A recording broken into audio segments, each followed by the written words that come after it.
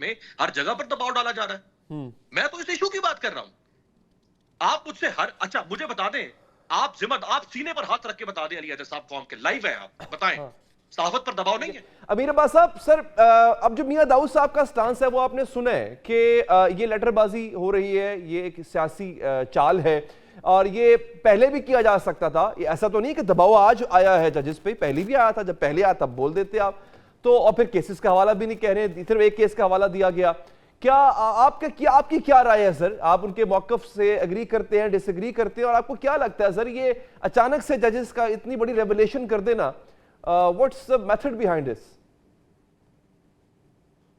बहुत शुक्रिया अली हैदर साहब। देखिए, ये हमारा एक कौमी मिजाज बन चुका है कि जो भी शख्स वो किसी भी शोबे से ताल्लुक रखता हो, वो सियासत से हो, अदलिया से हो, आप अदलिया से 6 लोग आ गए, वो सहाफत से हो, वो वकील हो, कोई भी हो, वो जब भी खड़ा होकर कोई सही बात करेगा तो हम उसके मुंह पर सीधी चपेड़े मारेंगे कि हाँ कल तो तू ये बकवास कर रहा था, कल तो तू ये कह रहा था।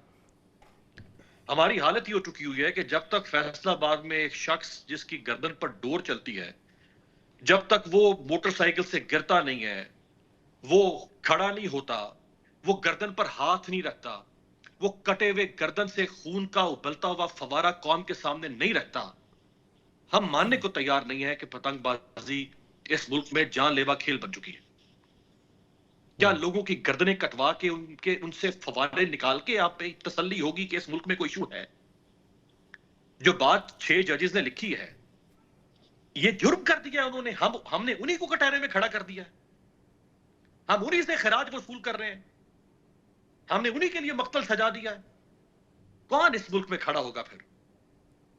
कब खड़ा होगा इस मुल्क में? कब? नहीं, ऐसा तो नहीं ना शाह साहब। देखिए, बात यह है कि जजेस ने अब तक सिर्फ और सिर्फ ऐसा तो नहीं कि एक ही इदारे ने दबाव डाला। जजेस तो पहले भी दबाव में आते रहे हैं और वो सियासतदान भी थे, वो अपनी मर्जी से भी आते रहे हैं सर। तो सियासतदानों के मतहत भी दबाव में आते रहे होंगे, वो और भी उनके ऊपर बिजनेस ग्रुप्स नहीं दबाव डालते, सरमायादार नहीं दबाव डालता। इस मुल्क में एक बहुत बड़ा रियल स्टेट टाइकून नहीं है, वो नहीं दबाव डालता रहा होगा। इस मुल्क में जिसके पास भी ताकत आई होगी, जिसके पास भी इख्तियार आया होगा, जिसके पास सरमाया आया होगा, जिसके पास ओहदा आया होगा, वो जजों पर दबाव डालता रहा होगा। तो अगर आज कोई जज खड़ा होकर यह कह रहा है कि अदलिया के अंदर इन्फ्लुएंस हो रहा है, मदाखलत हो रही है, असरअंदाज किया जा रहा है, मैं उसी का टेंटवा दबा दूं, मैं उसी की गर्दन दबोच लूं कि हाँ तूने ये बात कर कैसे दी है कि तेरे ऊपर असरअंदाज हुआ जा रहा है? नहीं, सबूत मांगा जा रहा है, मैं उसी का गला दबा दूं। अच्छा, वो कह रहे हैं सबूत मांगा जा रहा है। देखिए दूसरी, अच्छा, वो तो रेडी है कि ठीक है, अरेस्ट इन्वेस्टिगेशन करते हैं, सबूत आ जाएगा। मैं एक एग्जांपल देता हूं सर। मैं यहां पे मैं हूं, समझ ले एक ताकतवर शख्स। शाह साहब एक नंबर दीजिएगा, मैं आपसे मुखातिब हूं। अली हैदर साहब एक जी जी जी जी जी जी देखिए, सबूत क्या हम नहीं जानते? नहीं, क्या मियां दाऊद साहब साफी भी रहे हैं, वकील भी हैं, सहाफत को भी समझते हैं, कानून को भी समझते हैं। इमरान वसीम बहुत जबरदस्त हमारे यहाँ सुप्रीम कोर्ट को कवर कर रहे हैं। आपको एक अरसा गुजर गया है सहाफत में, मैं चले आप तीनों से छोटा, मैं तालिब इल्म का सहाफत का। नहीं, क्या हमें नहीं पता? शाह साहब देखिए, इस पे आप और मैं डिबेट कर सकते हैं ना, इस पे नहीं सर। देखिए, जज के सामने आपका भी पेश होना होता है, हमने भी कई साफी जिंदगी में गुजारे ऐसे लम्हे के जज साहब के सामने पेश होते हैं, वहां पे हमें सबूत देना है। वहां पे आप और मैं ये नहीं कह सकते कि क्या हम जानते नहीं है कि ऐसा हो रहा है। अब फॉर एग्जांपल, क्या मैं ये कह सकता हूं आपके सामने जाके कि क्या मैं जानता नहीं हूं ट्रैफिक खराब है, मुझे दिखाना पड़ेगा कि ट्रैफिक खराब है? मैं तो एक कौमी इशू की बात कर रहा हूं जी, मैं तो एक कौमी इशू की बात कर रहा हूं, ये कौमी इशू की बात कर रहा हूं कि पाकिस्तान की अदलिया में, पाकिस्तान के हर इदारे में, ब्यूरोक्रेसी में, सिविल सर्विसेज में, सहाफत में, हर जगह पर दबाव डाला जा रहा है। मैं तो इस इशू की बात कर रहा हूं। आप मुझसे अच्छा मुझे बता दें, आप सीने पर हाथ रख के बता दें, अली हैदर साहब कौम के लाइव है, आप बताएं सहाफत पर दबाव नहीं है? अच्छा, दबाव है, लेकिन इतना दबाव है कि कम से कम आज हम इस इशू को डिस्कस कर रहे हैं, आज इतना दबाव है। मुझे आप बताएं, कल भी क्या था, आज भी क्या है? आज आप बताएं सहाफत। ना, मैं ऐसे नहीं आपको निकलने दूंगा, मैं नहीं निकलने दूंगा। मुझे अगर बुलाते हैं प्रोग्राम में तो मैं निकलने नहीं दूंगा। सीने पर हाथ रख के बताएं कि सहाफत पर दबाव नहीं है? बिल्कुल है, बिल्कुल है ना, बिल्कुल है। नाम नहीं है आप किनका? आप सबूत है आपके पास? सर नहीं है ना, सबूत नहीं है, मैं नाम भी ले लूंगा यहाँ बैठ के, मैं उसको अदालत में साबित कैसे करूंगा? कौम के टीवी के ऊपर बैठ के हम लाखों करोड़ों लोग आपको, मुझे, हम सबको सुन रहे हैं, किसको हम बेवकूफ बना रहे हैं? हम क्या सबूत मांग रहे हैं? सर मैंने शाह मिल सकता है साहब, आपकी बात ठीक है, 2018 मैंने अभी जनरल बाजवा और जनरल फैज हमीद ने इमरान खान के हक में चोरी किया, सबूत है सबूत, चोरी हुआ था ना इमरान खान फिलहाल के तो फिलहाल तो नहीं है, फिलहाल तो नहीं है। तो फिर नहीं तो सर शाह साहब बात यह है, इस पे अगेन इस पे आप और मैं एग्री कर सकते हैं, इस पे मियां दाऊद भी एग्री कर जाएंगे, कोई दूसरी राय नहीं। हाँ प्रॉब्लम ये इसको साबित कैसे करेंगे, हाउ टू प्रूव इस? अब इस वक्त पाकिस्तान के चीफ जस्टिस के पास उन्होंने मामला भेज दिया ना, आज फुल कोर्ट इजलास हुआ है, पाकिस्तान का काज़ी कुज़ात है, सबसे बड़ा कलेक्टिव विजडम उनके पास है, सबसे बड़ी जहानत फतानत उनके पास है, मतानत उनके पास है, पाकिस्तान की सुप्रीम खुदा के बाद जमीन पे सबसे बड़ी इंसाफ की लाठी उनके हाथ में है। मुझे समझाना है उनको किस मसले का हल कैसे निकालना है। उन्होंने खुद फैजाबाद धरना केस में उन्होंने क्या लिखा, इन्हीं काजी फायज़ ने लिखा ना फैजाबाद धरना केस के अंदर कि क्या हुआ इस मुल्क के अंदर। उनको मुझे बताना है, उनको आपको बताना है कि इस मुल्क में ये क्या होता रहा है। ना करें इस तरह से खुदा के लिए, सही उसूल के साथ खड़े। मैं शाह साहब वापस आता हूं आपके पास, आपकी इन बातों का जवाब मियां दाऊद साहब से लेते हैं। अगर जस्टिस राना शमीम ने बात की और उस बात का फायदा नवाज शरीफ को गया, हमने सवाल किया कि जस्टिस राना शमीम का फैसला का फायदा जा रहा है नवाज शरीफ को, जब वो जस्टिस जो ये सर देखिए, हमें जस्टिस इफ्तिखार चौधरी का भी जुडिशियल एक्टिविज्म याद है, हमें जस्टिस साकिब निसार साहब का भी जुडिशियल एक्टिविज्म याद है। आपकी बात ठीक है, बात करनी हमने का फायदा किसी पार्टी को हो रहा है। मैं शाह साहब एक लम्हा दीजिएगा, मैं वापस आपके पास आऊंगा। ये डिबेट है, मैं कहता हूं डिबेट की हद तक ये बात शायद इस नुक्ते पे हम चारों यहाँ पे जो मौजूद हैं इस वक्त शो में हम एग्री कर जाएं, वसीम साहब भी कर जाएं, लेकिन अगेन मियां साहब ये तमाम चीजें एक रियलिटी हैं। अब मैं आपको तड़ी लगा दूंगा बैठे बैठे, कैमरे बंद हैं, फोन बंद है, मैं तड़ी लगा दूं और मैं उस तड़ी के ऊपर जो है आपसे कोई मतलूबा काम करा लूं। अब आप करते रहे साहब, कहां साबित करेंगे?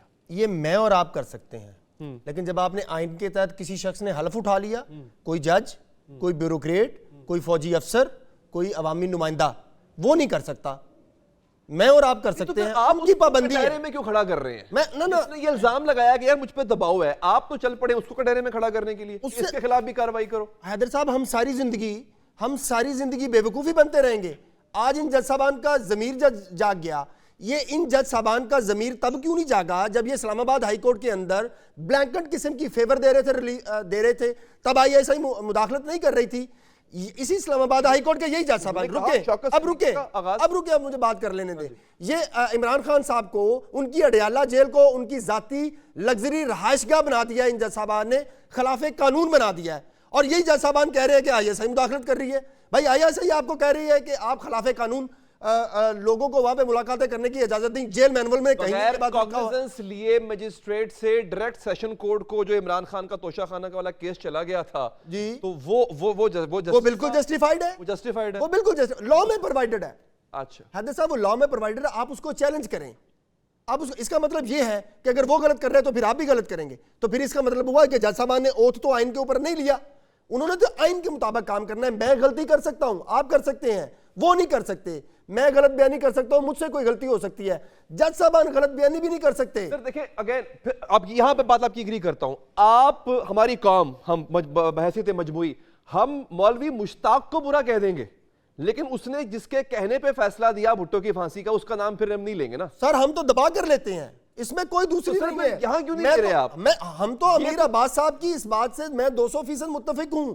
हर वो ISI का अफसर, हर वो वजीर मशीर जो अदलिया के अंदर मुदाखलत करता है, उसे डी चौक में उल्टा लटका दें, लेकिन सबूत के साथ हम इन जज साहबान की सियासत की वजह से पाकिस्तान इन बहरानों का शिकार है। पाकिस्तान की सुप्रीम कोर्ट को साकिब निसार ने तहरीक इंसाफ की B टीम के तौर के ऊपर बेंच नंबर 1 को इस्तेमाल किया।